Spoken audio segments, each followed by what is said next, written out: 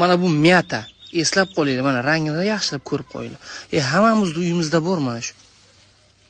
Shuni olingda, shuni damlab ichingda bir 200 gramm. Qarang, 90 gradusga ozroq qaynab turganga nima qilmang? Nima svoystvasi uchadi xolos. Mana shuni damlab iching, ozroq asal solib keyin, sal sovgandan keyin. Bo'lsa davleniyani tushiradi. Mana gipertoniklar, yuragida mazasi yo'qlar, xotini bilan urush qilib yoki eri bilan urush qilib, jinnilik qilib, shu stressga tushganlar, vahima, isteriya, shunday narsalarga. Nervini bo'lib qolganlar bor-ku. Mana shunda ichib yuringlar-da. Tushundingizmi? Yurakka ham yaxshi, jigarga, o't qopiga, jilchigonga. Вообще zo'r narsa. Davleniyasi borlar ichsin, faqat davleniyasi borlar.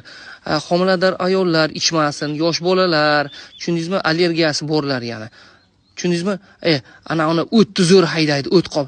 O'tga toshi bo'lsa mayli, ichmay turinglar buni. Tushundingizmi? Maza qilib yorasizlar. Miyata, perechnoy deydi. Yurakning ritmini to'g'rilaydi.